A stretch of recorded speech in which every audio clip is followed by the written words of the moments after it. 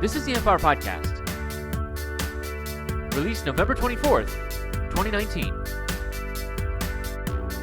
Episode 468. The Tiny Lab Movement.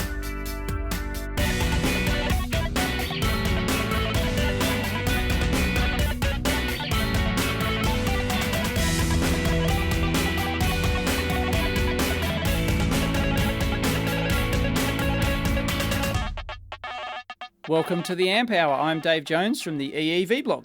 And I'm Chris Gamble, Contextual Electronics. You're in the office / cubicle? I'm in the loud parts of the office today. Loud parts of the office, right? We'll see. Maybe you get a little, the hustle and bustle of a startup area. Oh, it's very exciting. Oh, those co-working spaces. Yeah, because very hot. WeWork is just killing it. I mean, totally. they're just... there are things being killed regarding WeWork. That's correct. and that's all the investors' money. That's right. Yeah. Should we talk about that? Because it's interesting. I mean, it kind of has relevance. So you've heard about this, obviously. I used to work out of a WeWork, So, oh, you did? Yeah, okay. I hated it with a passion. I really did why? not. Why? Tell us why. Well, let's start out by telling people what WeWork is. It's You're better at that. Yeah, it's like a co-working space, but it's meant to be all super hip and designy and all this stuff. But if you've ever I remember I didn't know where I was, but I knew the second time I was in one that I had been in one before. So I went to to like an event, and it was at this place, and then I went to WeWork, my first day to WeWork for my former job, and I was like, oh, I have been at one of these before because every office is glass everywhere. It's all glass, and so you feel like you're in a fishbowl. It's just this very. Yep. I do not like it. Right. So that was their style, was it? Yeah. Yeah. And is it like WeWork branded everywhere? Do they have like giant signs all over the place, or is it more subtle than that? It is not subtle. It's anything but subtle. Right. In the West Loop, which is this area here in Chicago, there's a huge picture window where they have it says on the front of the picture window, "Hustle harder." That's their branding. Hustle harder. Oh, okay. Hustle harder. Yeah. And if people don't know, they were about to go IPO. Mm-hmm. So they're about to, list on the exchange, and they're valued at $45 billion or something. 47. For a company that's basically just a landlord. That's basically all they are. Is they rent out these they lease these properties. So what they do is they take out 15-year leases on massive swaths of real estate all through every city. All throughout the world. Are they only in the US? No, they're all over the place. Oh, they're all over the world. Okay, so they rent like 15-year leases on this place, and then will rent you out like a 6-month lease on a thing. So you can do month to month if you want to. Oh, you can month to month. Yeah. So these short-term leases. So they're taking out all this long-term lease and then leasing out short-term. Hello, risk. Anyway, they're valued at $45 billion. They're about to go IPO public, and then the wheels fell off the billy cart, and people realised that they actually were kind of worthless. Yes, and that's right. they'll never make a profit. They were losing $5,000. I think they will with the changes. I really do. I mean, I think that there's a... Well, they've slashed everything. Yeah, exactly. I think that once they're actually run like a business, that'll be, it's an interesting look at Nouveau, Nouveau Riche. Yeah, but they've got 15-year leases. That's the problem. Oh, sure. That's the problem. So anyway, everyone's talking about, if you watch the financial circles, everyone's talking about the collapse of WeWork and how it's the end of people trusting IPOs. It's just like we've had enough. Apparently the industry has changed now, and this is one of the leading drivers. Yeah. So it's sort of bringing it back to hardware a little bit. It kind of highlights one of my frustrations with the tech sector in general, where it's in hardware we're very much tied to reality. It's there's a BOM cost of $50. Yeah, right. We can't, we could probably sell it for $60 for an amount of time based on just funding with investor cash. Right. But at a certain point, someone's going to look at it and say, oh, $50, right?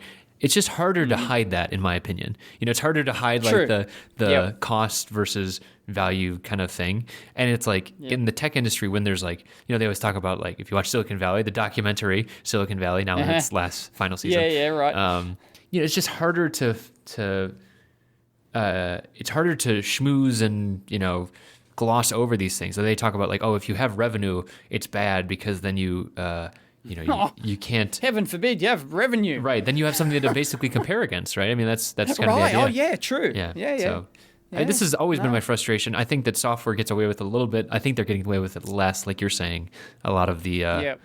there's just less. Well, software is just labor cost, basically. It's fairly easy to itemize, whereas, a real estate business like this, it's like, Anyway, they were able to hide it quite well until they did their IPO, and then when you have to open your books, it's like, holy crap, this company is not Look at gonna... that and that. Oh, and that. Oh my.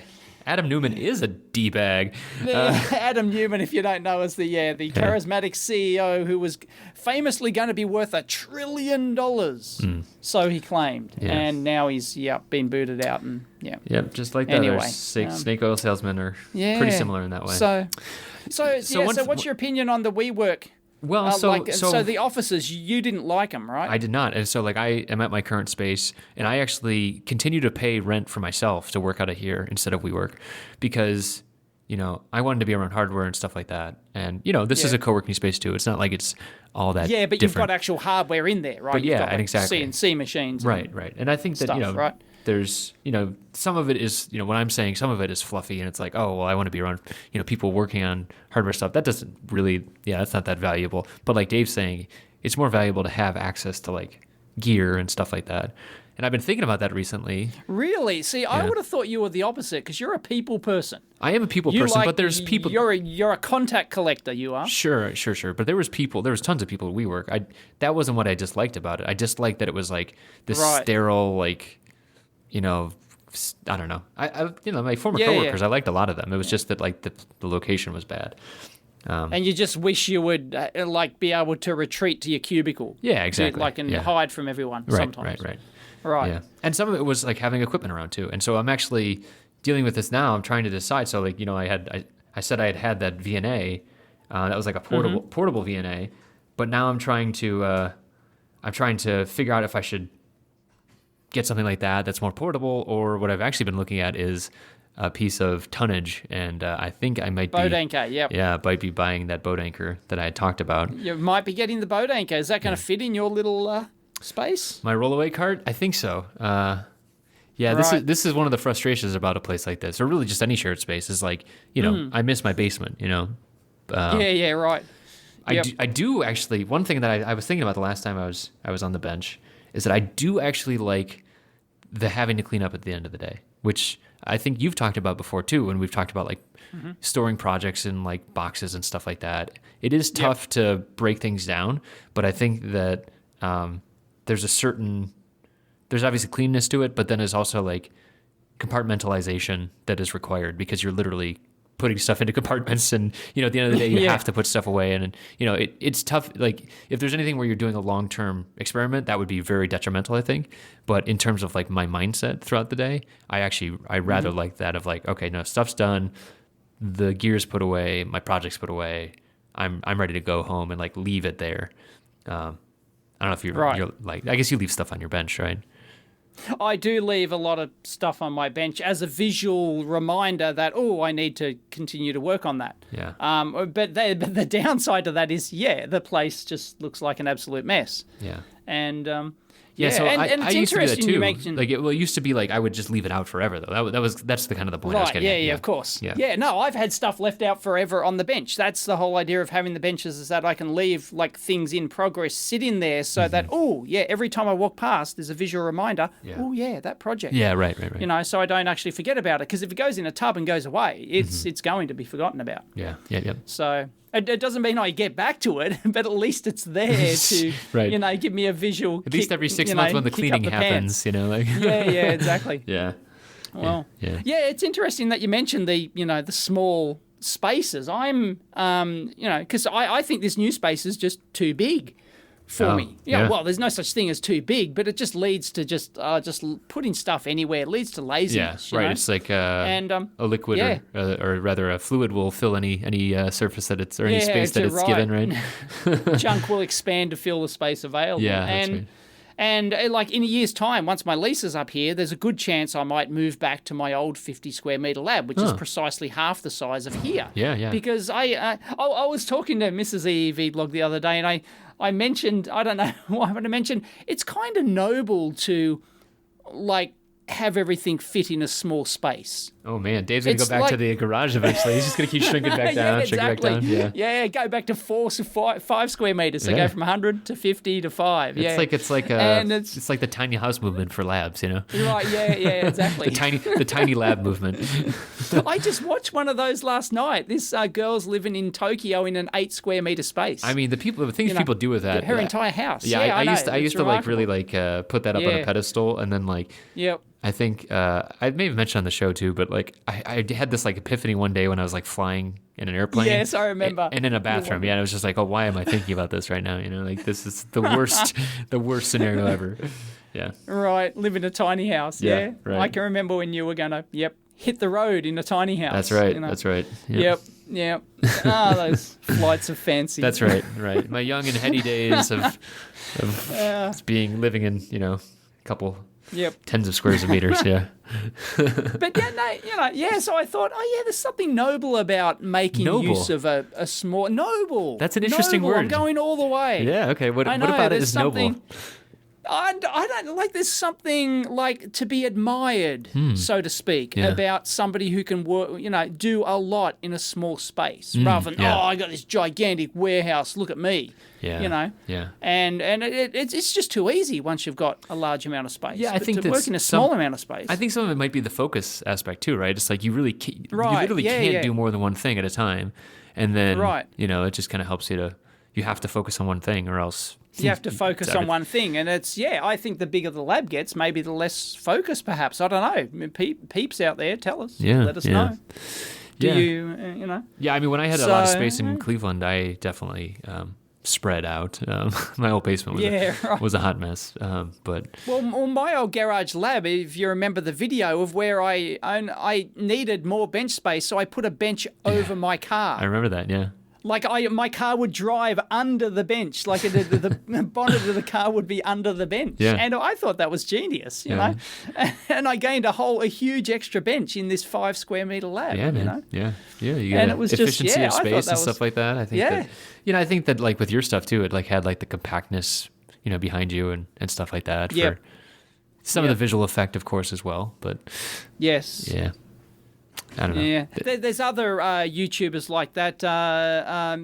Hister Coulson's lab comes Oh to my mind. God, yeah, yeah. Have you seen him? It's like this, like it's a largish room, but it's not exactly. Well, it's Yeah, not he's- huge, He's right? more But like it's a small, but vintage it's scope hoarder, though. he's a vintage scope hoarder, yeah, and it's just like He's- everything's neatly packed in behind him, like 10 foot high, you Yeah. know, and shelves, and it's Yeah. just it just looks magnificent. you Yeah, know? one thing that we didn't know about Paul is that he does like private Patreon videos, right? So if you're a member of his Patreon, he does like Oh, I didn't know that. Okay. yeah, tutorials and stuff like that. So like solder, he did like a whole soldering lesson for like an hour the other day. It was great. Right. So yeah, he's doing really good stuff, and he's a good educator. So if people are interested in supporting him, it's definitely it has some stuff hidden behind the curtain that is worthwhile, I find. So it's good stuff. Yep. Yeah. Cool. I still haven't done the hidden behind the curtain thing. Yeah. All of my stuff is still out there. Virtually all of it Mm-hmm. is in the public eye. Yep. I don't know. Still haven't needed to move into that area. Yeah. Well, we appreciate the stuff that's out there. Speaking of, you've been working on Flex PCB, so what's up with that? I have been working on a Flex PCB. This came about completely coincidentally. I did that video about all the PCB manufacturing options, and I asked him. I deliberately said, "Look, I'm not going to go into Flex PCBs because that's a whole hour video in its own right." And I asked people, would they like to see a Flex PCB video, tutorial video, and everyone said, yeah, want to see it. So I will eventually do that. But then, like a week after that, it turns out that we didn't really goof the controller we underestimated what we the amount of space we require in our microcontroller on the micro supply on the USB side of things. We thought, 32K, that'll be plenty. Oh yeah. Right? So that, all we're doing is a USB power delivery thing and a USB HDI and a serial interface and, a little bit of housekeeping and stuff like that. That'll easily fit into 32K. Wah, wah, wah, wah. No. Turns out that all the manufacturers' libraries for USB PD are huge. Right. So, yeah, I think, have we discussed this before on here? You've talked about it a little bit. Probably. I was thinking more because you mentioned that in the video. You talked about that in your latest Flex PCB video, so... This was the whole background to it, that the micro was so, we thought it was plenty, but it turns out, no, it couldn't even run the USB PD, let alone the other stuff that we needed. Mm-hmm. So we had to change the micro to a 128K version, and it's not footprint compatible. So, of course, I had to make an adapter board that went from the little... TSOP package, Julian Rowe TSOP, to the larger quad flat pack package. And because of the tight real dimensions in there, you can't do this as a rigid FR4 board. Right? Yeah. So I thought, I'll just do it as a flex. And bingo, people wanted this flex video. So That's so great. that came together very quickly. I just lashed together this tiny little board, which literally had one chip on it, and I turned it into a 50-minute video. Well, that's fine. As I do. Yeah. But it wasn't really a flex tutorial. I did mention some things in there about flex design and stuff like that, but it was just the obvious solution to making this little adapter board for the micro supply. Yeah. So That's great. Yeah. Anyway, I got it manufactured. They're on the way. They're on the boat. They said it would be 6 to 7 days, 5 to 7 days manufacturing time, but no, they got it done in 2 or something before I got the shipping announcement. Yeah. Yeah. I'm actually, for the first time, I'm doing overseas assembly. I have not done that yet, actually. Overseas, using one of the low-cost board houses and actually using assembly. China, obviously. Yes. Are you using is it a turnkey thing? You're getting them to do the board and everything? To make the actual bare board? That's right, yes. Yeah, same company. Right. Okay. Yep, yeah. Yep. Yeah, right. It's there's quite a few of them do that PCB way, JLC PCB. Yeah, they're all trying to do it. Yeah. They're all trying to do these turnkey things. They all want your business. It was basically an LED breakout board, and so it was. But I needed to make enough of them that it would have been really painful to. Well, that sounds like a pretty simple build. Yeah. For in terms of there's nothing tricky on it. Right? Yeah, exactly. there's no necessary as long as they get the LED side right, which I'm sure they will. Yeah, it'll be fine. And honestly, it'll be fine. It's so few things. It would if it went the other direction, it's not that big a deal either.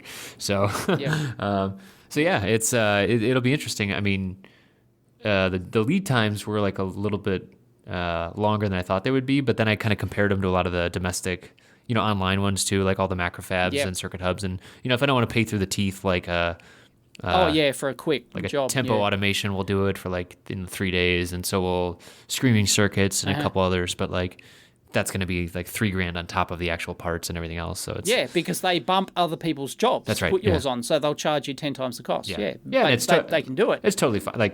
I totally understand that. So, yep. Yeah, it's I've never really seen. Do you know if there's a list of all of the ones that are available online? Because that would be really useful. Not that I'm aware of. The ones that do complete turnkey, you mean? Yeah. Well, just really. Right. Here's the real thing, Dave. Well, there's a lot of CMs out there. I don't want to talk to a human. Yep.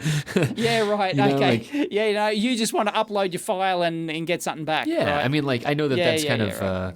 A bit antisocial. Well, and I think even just kind of hopeful too. I don't think that's actually how it goes a lot of the times. Well, it's okay for a LED driver board that has a couple of driver chips and a few bypass caps and some connectors and some LEDs, but something like the micro supply or something my multimeter, for example, much, more complex. You've got to go into, various things with them. Yeah, once you get your thing done, that would be an interesting video too to send it out to a bunch of them and see, do a compare contrast on because you have doing a single assembly and sending out to a bunch of these online services would be interesting, I think. That'd be interesting.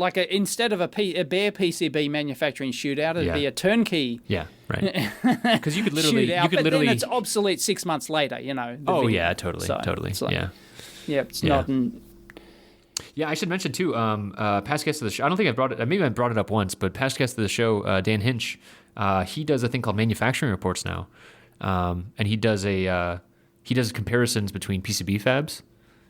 Oh, nice. Yeah, so that's Is it a blog? Is it a what is it? yeah, it's kind of more like a wire cutter, like so it's actually like a qualitative. Wire cutter? Yeah, Wirecutter is like an online tech review site I okay. like a lot. So No idea. it's more qualitative. So it's like he has like a standard test coupon. He sends to a bunch of them. He gets them manufactured Right, without telling yeah. them and gets it back and does comparisons.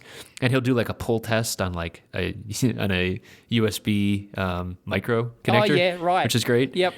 He was Yep. on the Macrofab podcast talking about it too. I'll link that in. Okay. So that's an interesting test. So if people don't know, a test like that, what you're testing for is the quality of the glue essentially used on the PCB that holds the copper onto the pre-preg laminate. Yep. So that, how easily will these pads lift off with mechanical pressure? And then you could also repeat the same test at an elevated temperature as well. So you can test, Yep. how easily when you rework pads will they come off. But a lot of the thermal side of that has to do with the rating. So if you get a TG 130 board, for example, right. it means it's rated to 130. The fiberglass in it is rated to 130 degrees, and up above 130 degrees, the fiberglass stops being fiberglass, and it goes all gooey. Yeah. And it's basically a top quality one will be say 180, so it'll be a TG 180 board. So if you go into when you get your board manufactured, if you see a drop down option that says TG 180 or TG 130, that's what it's about, a higher quality board that should stand more physical abuse, more thermal abuse, stuff like that. So it's just higher quality. Yeah, no, that's good. And it's interesting too, like what what reality is versus what they spec and stuff like that too. And I don't usually attribute it to malice. I think it's more just they're going fast, they're low cost. Like the JLC stuff, it's all TG 130.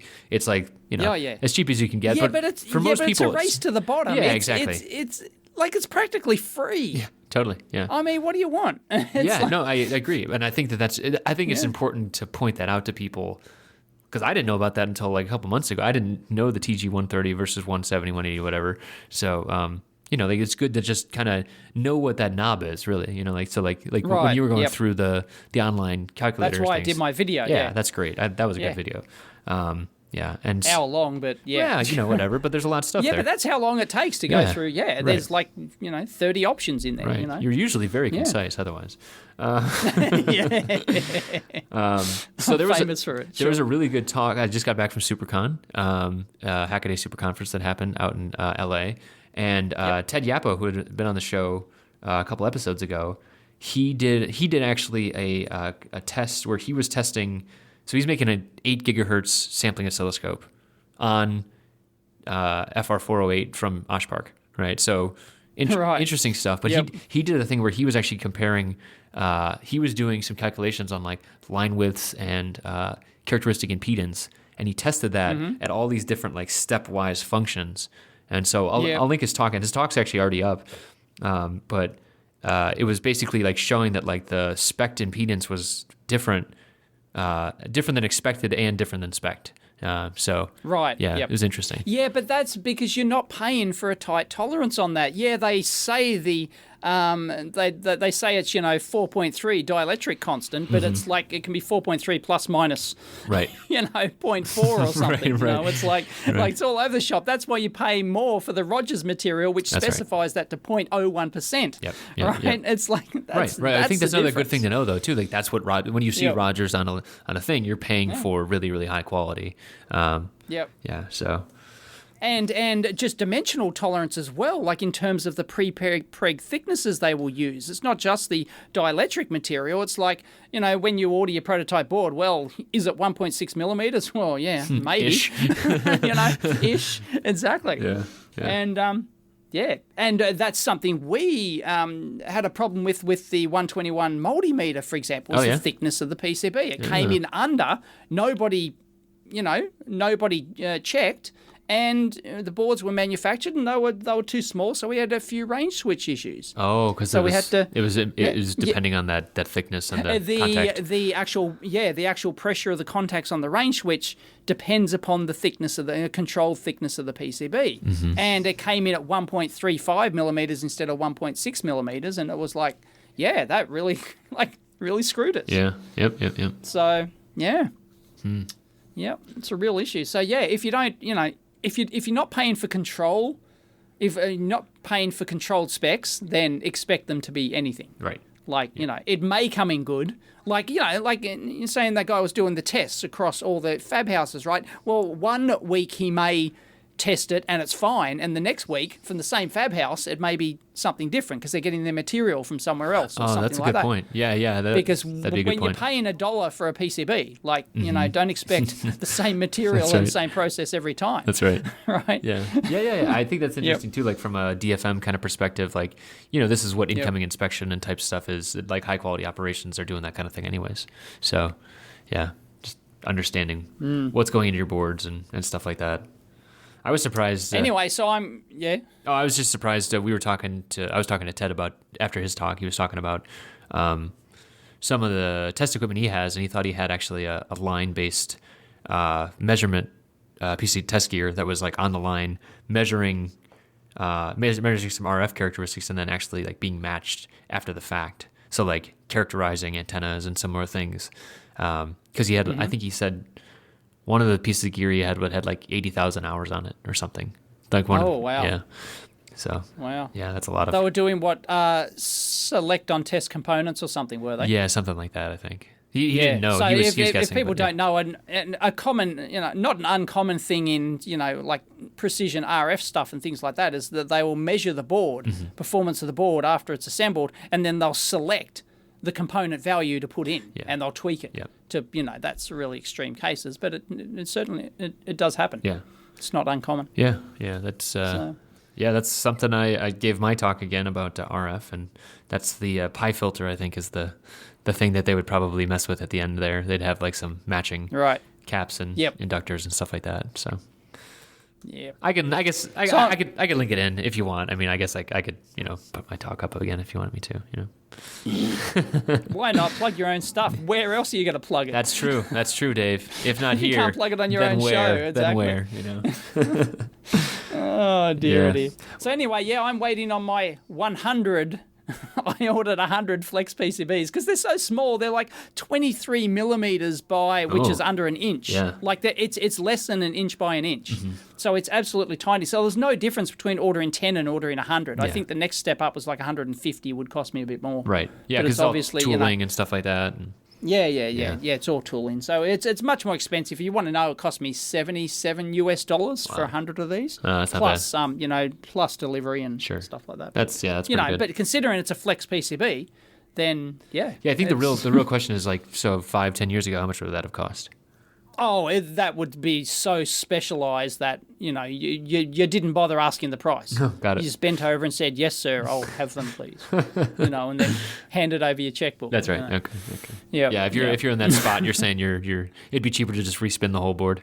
Yeah. Yeah. Even though like Flex has been around, like I showed in my video, like an example from the 80s, right? It's like common in consumer gear. Even 70s consumer gear had Flex PCB material. Yeah, true. On them. Not as advanced rigid Flex as we have now, where they're embedded in the layers and stuff like that. They just stick it on the bottom and stick it as a bottom layer and things. It was a bit cruder. The manufacturing processes are a lot better now, but still, yeah, it's it's not a new. People think it's a new tech. No, right. And open any bit of Sony gear from the 1970s, 1980s, you'll find Flex PCB everywhere. Yeah.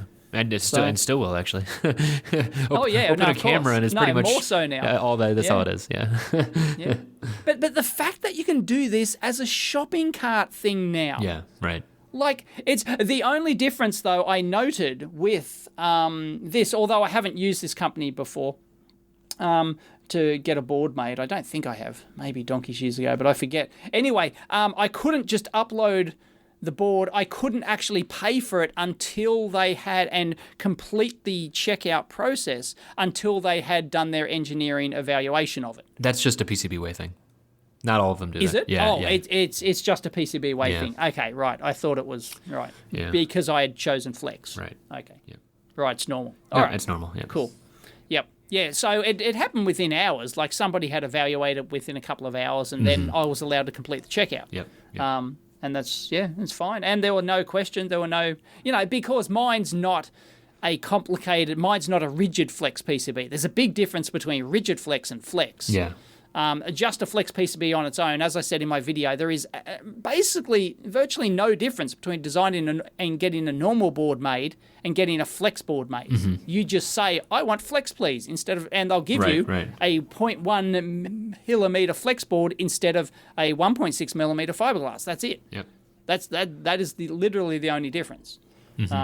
It only gets more complicated when you want to combine the flex into the rigid layers and stuff like that. So that's what I'll eventually do a tutorial video about. Okay, yeah, I've never done that before. So. It's actually quite a lot of effort to do a video for that. It takes a lot of prep work and stuff like that. And I don't really have any examples here. Right, because you wouldn't have been doing it for hobby projects, you would have been doing it for work, right? No, exactly. It would have been, it was work stuff, and I don't have them anymore. Right. Yeah, so I will just have to show like online examples and things like that. Yeah. Unfortunately. Yeah. So that's a bit of a cop out, but I could. There's still time, man. You can still make one. Oh well, I can design one and get one made, but then I can't release the video until it's back, and then I can go, hey, look, here's the final product, and then I can't put that in the front of the video. It's like, nah, Yeah. So anyway. Yeah. Although I could take someone's existing, like Altium have like demo files, so I could take one of their files and just simply send that out for manufacture. Oh, true. And rather than design my own from scratch, which would, I guess it's it's a bit of a cop out to use someone else's example, but I'm not going to spend a week making one video. Right. Yeah. It's like designing something just for one video. It's like, I don't have the luxury of that really. So, yep. Gonna have to cop out. So please excuse my cop outs up front. That's all right. All right. What else have we got? Let's see. I love this. I have to do this. Yeah. I don't know who sent me this, but it's a robots. We do love robots here on the we do. Amp Hour. And I tweeted a video of this insane $100 million robotic warehouse for groceries. And for groceries, I feel like I didn't get that the first time. Thing. Yeah, I didn't understand it. Yeah. It's actually because it's in Europe somewhere, and the name of the company didn't ring a bell. And they distribute groceries. So they built this $100 million robotic warehouse, and we'll have to link it in because the video is just so, especially if you speed it up. Yeah. If you play it at speed, like I did in one of my videos. Yeah.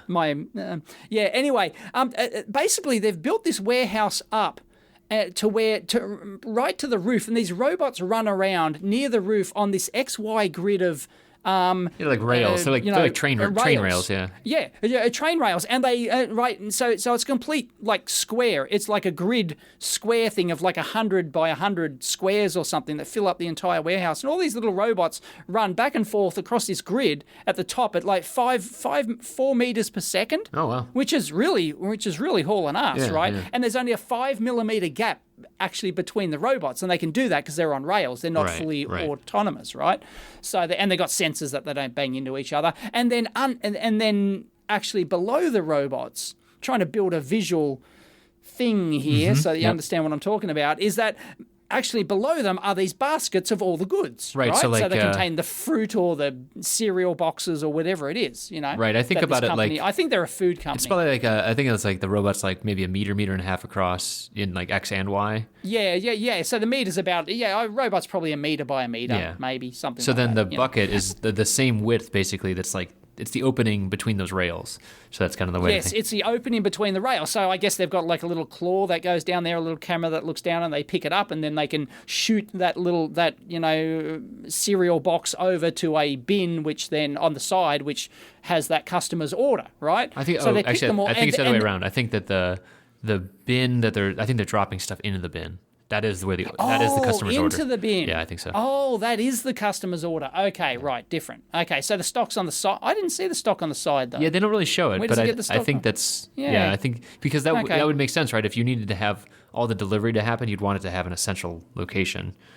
Yeah, and these baskets actually, and they're like stacked like 10 high under each other. Yeah. So I guess they would, so it's a huge buffer. essentially it's a huge order buffer.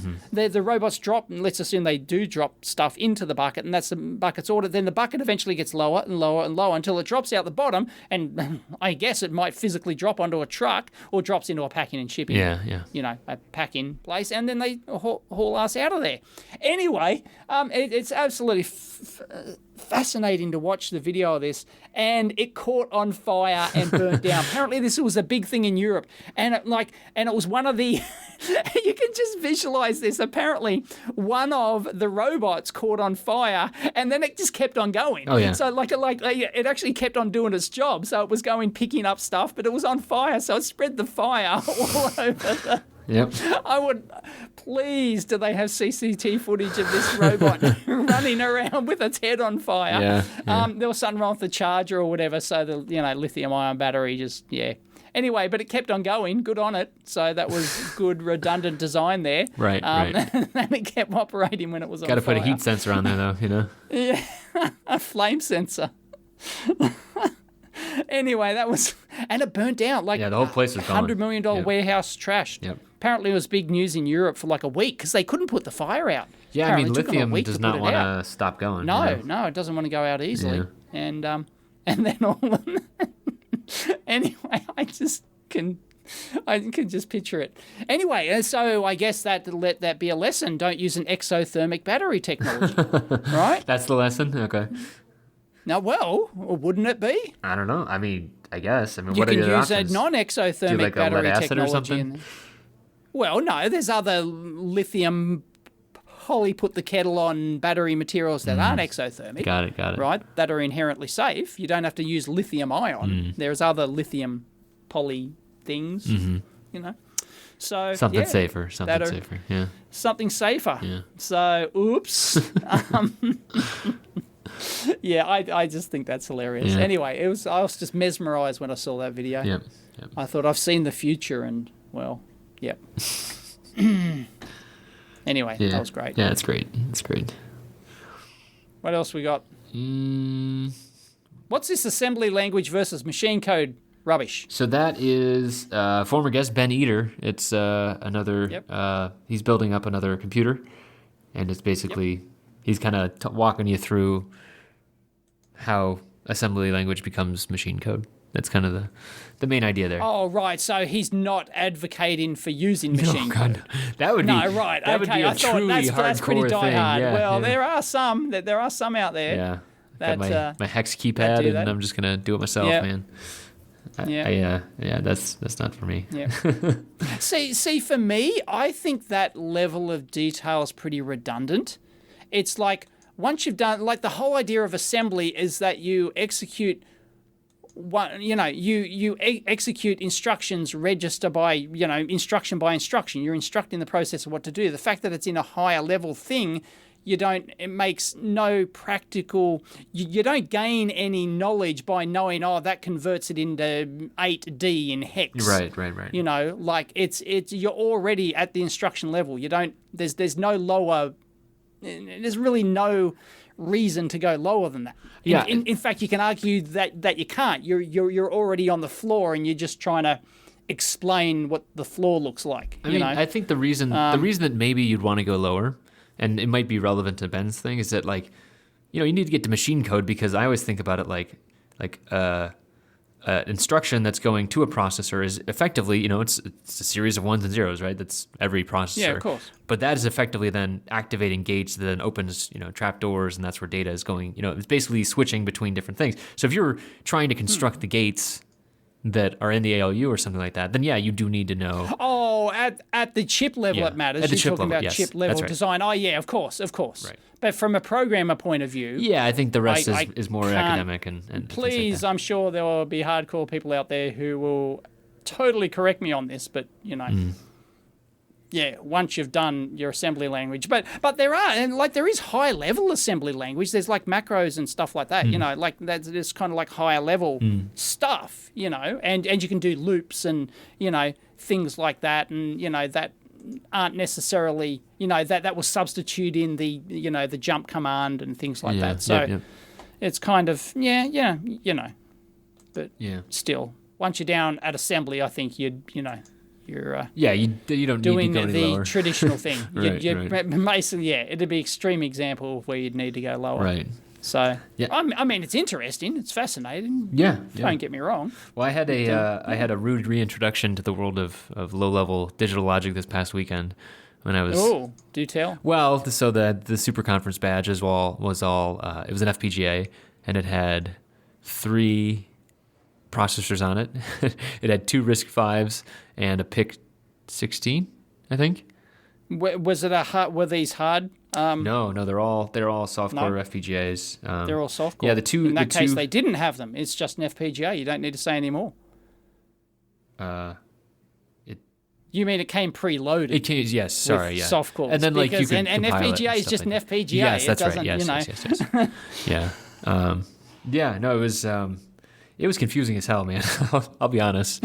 I Right. really, so like I really appreciated being able to like try stuff out and get to play with some Verilog again. All these open tools that we've been talking about on here. Of course, but it's not easy stuff. It is not easy stuff at all. So I was very, very, very impressed. I don't know how the video turned out, but like the badge hacking competition was at the end of the weekend, and there was people that were working on the FPGA and actually writing like custom logic for the badge hacking, right? So some of them like wrote custom logic, wrote code for the RISC-V processors that then controlled the custom logic, and like it was just It's like a masterclass. So I have this badge on my desk now, and I'm just telling myself, don't put it away. Don't, it's like... I was talking to a friend earlier today. I was like, this is a reference to a movie, I guess, but the idea of like someone saying, I'll use the conference badge as a dev board is the equivalent of like the bridesmaid being like, oh, I'll wear the bridesmaid dress again as a cocktail dress, something like that. It's just a complete lie. Okay. We all know it's a lie. It's never going to be used again, but they both look very nice. Right. Yeah. But it had like a huge FPGA in it too. It had like a 45,000 LUT FPGA on it. So you could, even with all the stuff they had in there, and Sprite was on the show when I recorded at the conference, but with all that stuff in there, it was still 60% full after three processors, a display, driver, and everything else that was in there. So. Oh yeah. Yeah. No. Well, if people don't realize, just when you say like it's got 43,000 elements, right? Yeah. Logic elements, LEs or whatever you want to call them, they right. go under different names for different brands. They're not equivalent not only between brands but between different models. Yeah, I remember. Stuff like that. So Actel, Microsemi, whoever owns them now, they were 6. I think there were 6 lookups in those and 4 Xilinx. Yeah, it depends like how many lookups you got, how many flip-flops you've got, what sort of architecture is inside and how they're connected, everything else. So one design in one FPGA may take, 1,000 logic elements, so to speak, or whatever you want to call them, and some other design may take 50. Right. Because it may be more efficient for that particular thing that you want actually to do. So... there's huge variability in that. Well, and honestly, I think for a long time it wasn't a big deal because it was like, oh, you're comparing Xilinx to Microsemi or Intel, Altera, whoever the hell they are now.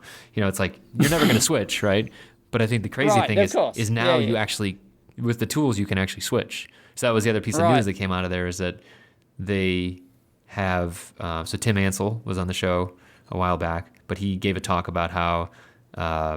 I forget the name of it. Oh, Project X-Ray is the project to get Xilinx parts, Series 7 parts,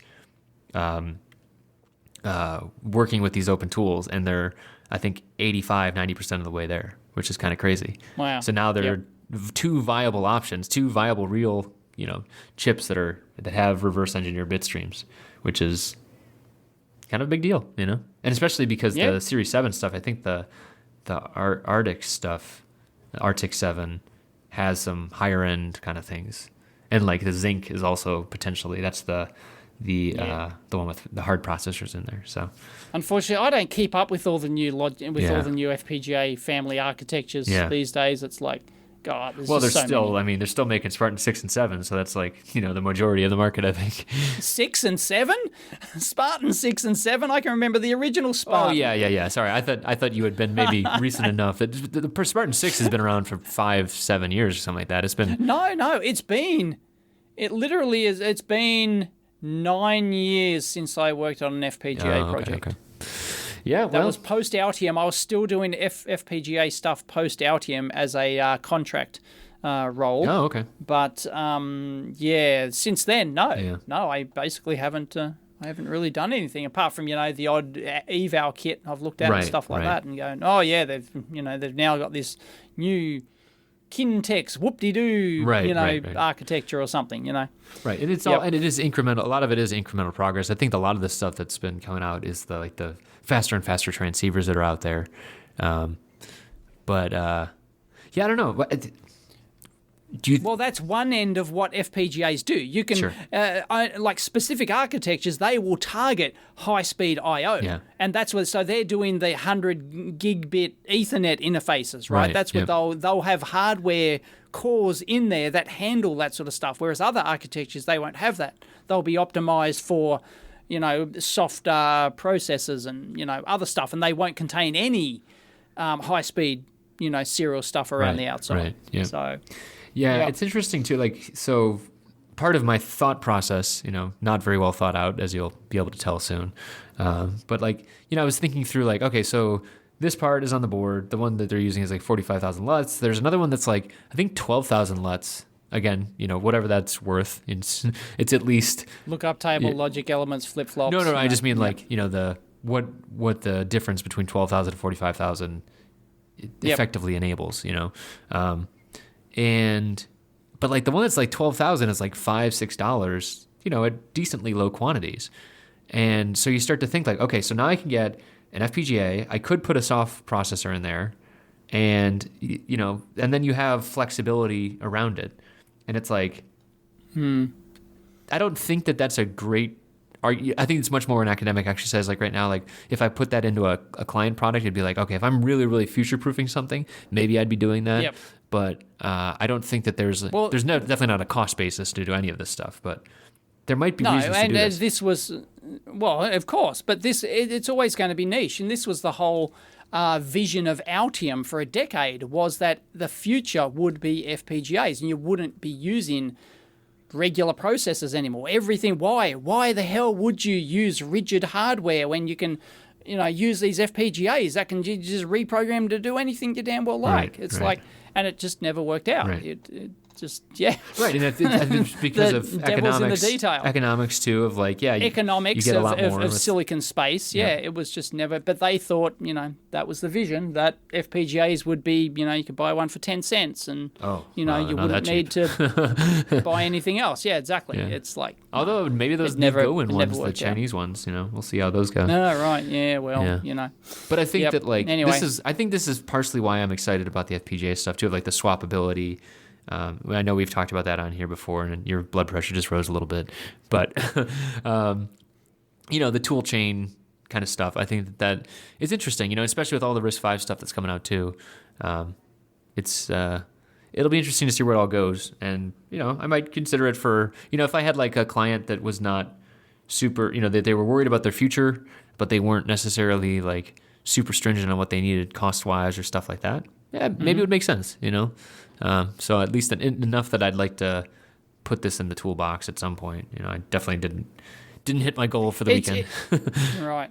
It's pretty rare that you've got to worry about the future in quote marks when it comes to choosing a processor, though, for a product. It's like it's pretty niche circumstances where that's going to be an issue. Like if you choose an ST-ARM processor, or you choose a microchip PIC or something like that, right? You're like, they're pretty safe darn choices. Oh right? yeah, no, pretty that's darn true. Safe. No, I meant more like right? It's like so I've had clients that like we were working through multiple iterations, and basically we needed to enable different functionality and just having like flexible pins and stuff like that. Like that there's many ways to skin this cat, of course, but like it would have been, I could think of at least one scenario where it would have been useful in the past. Now, there's chips that are out there that even microcontrollers are like the NRF chipset, like you can switch a lot of those I/O around too. So it's not like it's that huge of a deal, like if it's just flexible I/O. But just thinking through like, customization and similar things, you could start to use it for. if you get in a bind, I think it'd be useful. It's probably not a reason to Sure. design it in, but it might be nice to have at some point. Just like, I mean, there's some microcontrollers like that. Like the PIC, the higher end PICs are an example. They've got configurable pins, so you don't have to hardwire things into, like if you've got a UART, for example, you don't have to put it to the UART pins. You can put it to almost any I/O pin and then route it and route the hardware module inside. They've actually got FPGA-like routing. It's like a crosshatch, and that's super, super convenient wherever that exists. So, but yeah, that's like I said, that's not the reason to design in an FPGA for sure. But it's one of that same scenario is one where I thought it could have been useful. So, and it's just not a longevity thing. It's like just you run into a silicon bug issue. I used to pick 24F series chip once, and I was designing into a product, and the UART pins were back to front. On the chip? And it was not me. Wow. On the chip. On the chip. In the silicon, it was documented wrongly. So I laid out my board based on the datasheet pinout, and my design was correct. I didn't goof it. It turns out that the next version of the datasheet had, by the way, oh my God. Here's the errata of the chip, and the UART pins are swapped. Oh, that would be that would be the worst, because like when you're like, oh, please don't let it be this, please don't let it be this. When you're like on the bench, something's not working, you go check this data sheet, you're like, oh, it's not this, and then wait, what is it then? And in your case, it was that the silicon was wrong or the documentation was wrong. Yep. Oh my God. And that's it's one of the things where a very common goof. I've done it many times where I've made the mistake of swapping TX and RX, right? Yeah. I mean, I've done it probably too many times to count. So I assumed that I had goofed it. When I was debugging this thing, it didn't work. Right? The first thing you check is going, oh my God, I've goofed it. I've goofed TX and RX, right? Everyone does it. It's a rite of passage. Yep. And you do it more than once, too. I started doing it where I do from device to device. That's like how I label it. So like I say like RX from micro, TX to you're very sensor. Descriptive. That's the only way to do it. Yeah. But I then hooked it up to the wrong pin when I actually the label was right, and then I still hooked it to the wrong damn pin on the so it's not a panacea.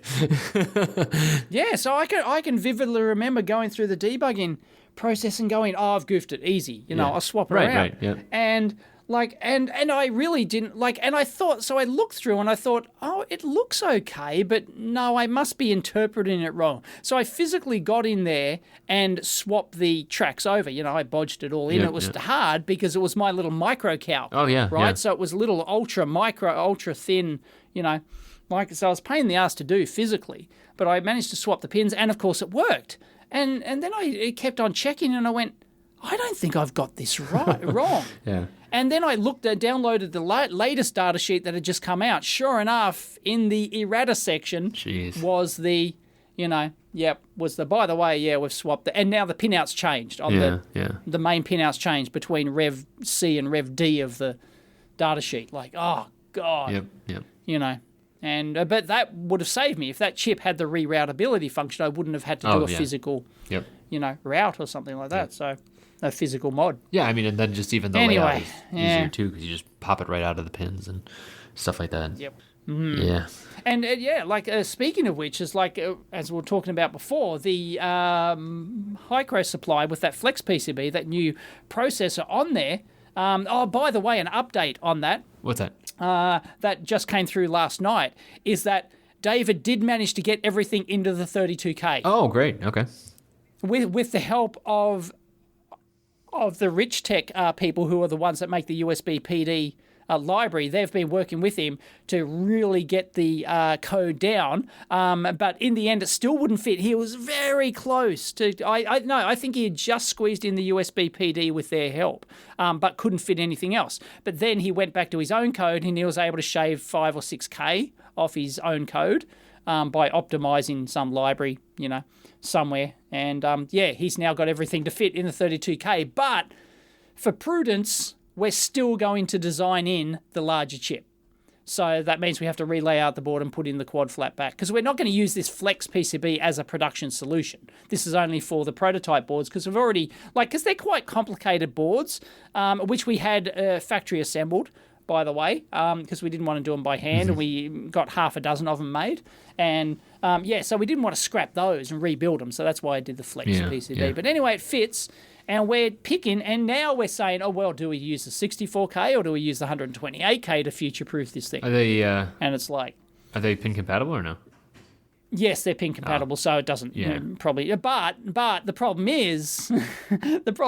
is that once you ship them, you can't update them. Yeah, right. right. So do you put in the bigger chip from the get-go so that you don't alienate your early customers who will buy the product? Oh, it's only got a 64K part, but damn, somebody's written this great new firmware which has all these features, but it needs the 128K part. Yeah. So yeah, I've been dealing with something like that recently too, where I've been like stressing about something, and I'm like, you know what, this is not the time to cost down. Like cost down is a whole separate design thing, you know. Yes, it's got to be working first. It's got to be shipped. It's got to be, Yep. and like you give up a little bit on margin, you give up a little bit on everything else, but like that is. But you gain flexibility. Right. Unless you're like, unless you're a toy designer or something where like you know upfront that cost is the most important thing, then I think that's. If it was me, I'd ship the 128 unless it's like such a glaring cost adder that it's like, was it like $1 difference? Absolutely. If it was double the price or something, you know. Even then, maybe it's worth it. Maybe it's worth it. Maybe. And then the people that have the early one, you know, they have something special, you know. Right. Yeah, something special. Right. But yeah, that's something. Yeah, you can't go back on that. So. Mike's Electric Stuff did a video on LEDs. This is actually... But we've gone over that before. Isn't that an old one? No, this is his presentation from SuperCon. But I thought he's given this LED presentation before, everything I've learned about LEDs. I'm sure I've possible, yeah. watched it before. I think he's given it before at some other conference. Well, I mean... Hasn't he? Am I wrong? Can he give a different talk about everything he's learned about LEDs? Oh, maybe. Okay, so it is a new one. All right. No, I mean, I don't know if it's a new one, honestly. I mean, I just link things indiscriminately, Dave. Right, okay. Yeah. No worries. A new video that is out is the Great Scott one, actually, that's kind of related to... I saw this one. It was about the USB PD, which is why I was interested, because... Yeah, I skipped through it, but it was kind of, he's just using a demo board. And he is, yeah, but it was on the same one as the 7. I thought the 72 was the same chip that you guys were using. Yes, but does it use the Richtech chip? I'm not sure for the USB PD. I don't know if it's that, but I was just looking at the STM. All I noticed was the STM32072. Yep. So that looked familiar. Let's see, it's the yes, F4 it is, but it P6. might use a different. Anyway, I don't remember details, but my someone posted this on the EV blog forum, and my comment was, I'd love to see him do a from scratch. USB PD design, because he makes it look easy. That's not really what he does. And their demos make it look easy, but when you get down to the details to design a fully compliant USB PD, someone's being defensive here, folks. This is what this. Because it's hard. Of course, custom is always harder. This is why products do not have USB PD in them. This is why these soldering irons and they have USB quick charge instead of USB PD, because to do it properly, fully compliant, is actually really hard. Sure. Hey, nobody's debating that, Dave. You guys are. So I don't want people to because I've spent a lot of time and money on this personally, right? So it's so just be wary. That's what I'm saying. Great video, but just be wary of thinking that's trivial to put USB PD into your product. Right. I agree. I'm saying it's not. Although he's saying USB Type C. He's just saying USB Type C, but it's mostly on USB PD, isn't it? I think. He goes over the differences, and that's why it's a good video. Yeah. I mean, so. Yeah. No, of course. No, it's fine. Yeah. I just want people to be aware that it's can be a deep trap. Right. So anyway, and everyone's coming out and saying the same thing. It's like, I've learnt the lesson the hard way. Dave and I have learnt the hard way, and everyone else comes out and goes, oh yeah, USB PD's pain in the ass. And some people say no manufacturer does it right. No manufacturer has a fully compliant library or something like that. They're all bodging it and they're doing it. Because it's 300 pages, the USB PD specification. It's... That's what always amazed me too about Bluetooth and stuff. They talked about Apple Bluetooth is different than the other how other people do Bluetooth. And it's like, wait, That's when I started to realize that standards are like they're just suggestions, like Yeah, and right. and it's They're about not necessarily- interoperability. But yeah. but yeah, if you say, hey, well, I mean, if you happen to be the most valuable hardware company in the world too, you also get to Right. do other things. But but yeah, it's not like it has to do A, B, C, and D. It's just that if you want to interact with the largest number of things, then yeah, you better follow the spec as close as possible. And apparently USB PD is the mother load of, issues like that. So, yep. Yeah, Very I mean, complicated USB in standard, general so- is pretty tough on its own, and then you add a lot Yeah, of and other. then you add USB, yeah. Yeah. Which you wouldn't think it'd be that hard because, it's just power delivery. All it is just send in a few commands to go, please give me this power, and that's it. Job's done. But no, apparently it's one of the most 300 pages complicated. So, yeah, it's, it's nuts. Anyway, yep. Cool. Any last items? Because our time is up. Yeah, it is. Another good video from the Flex LED 2.0. This is a good one. This is from. All we're doing is pointing out videos, and here we are doing a radio show. I know. This is from Carl. Yeah. That was a good one. I liked it. From it was like he did a lot of Altium stuff. So I just kind of seeing the walkthrough on the Altium stuff is interesting. Well, I guess the sped up ones, but he's doing like a magnet based POV display, so that's kind of cool. Okay. Do we need to talk about Yageo buying Kemet? I don't even know if that's how you say it. Yageo? There you go. Yago? Yeah, sure. That's how I say it. Yeah. Okay. I don't know if it matters at all. They're buying Kemet. Yeah. It's interesting given the like how hard it was to get parts for a long time. Yeah, caps. Yeah, we're talking about. Yeah, of course we talked about that, and Do Yago do anything else? Do Kemet do any? Are they just one capacitor manufacturer buying another? Yago I does a lot haven't- of resistors and other passives. Too. Yes, I thought so. Yeah. Yeah. Right. Yeah, but is that like all like passives? That's pretty much all they do. I think they might do like antennas and stuff as well. But, Okay. But it's definitely they don't make any silicon as far as I know, or any smart silicon. Maybe some active devices like diodes, but Right. they're like a clearinghouse of like a Vishay or anyone else too. They're just like another one of them. Right. Well, I guess all I can say is that it's a Taiwanese company instead of Chinese. So Sure, I guess. that gets around the current political Sure. dilemma to do with China, I guess. So yeah. Yeah. Anyway, do any of us care? I don't. Yeah. I don't know if it's a direct impact kind of thing. I honestly didn't hear about it until like a week and a half after it happened. Kemet also do AC line filters, EMI cores, flex suppressors, electromagnetic relays. Kemet do relays? I did not. Yeah, I mean, like that's the thing. Like at a certain point, like it's gonna go on your BOM. It's gonna be in your parts or be in your products rather. But like, I don't have much. I don't have much loyalty to any particular brand other than very specific ones. Not really. Yeah. Meh. Is all I got to say to that. Well, then yeah, I guess we're good then. We're good. Yeah. Everybody happy. Yeah. I'm gonna go try and learn some FPGA stuff. We'll see how that goes. That and micros and RF and everything else. Learning. Right. Got to keep learning. Yep. All right, Dave. Talk to you next time. Catch you next time. No, wait. I say I'll talk to you soon, I guess. Yeah, and I say catch you next time. That's right. Yes, you. Yeah. That's my catchphrase. Catch you next time. Yeah. Bye.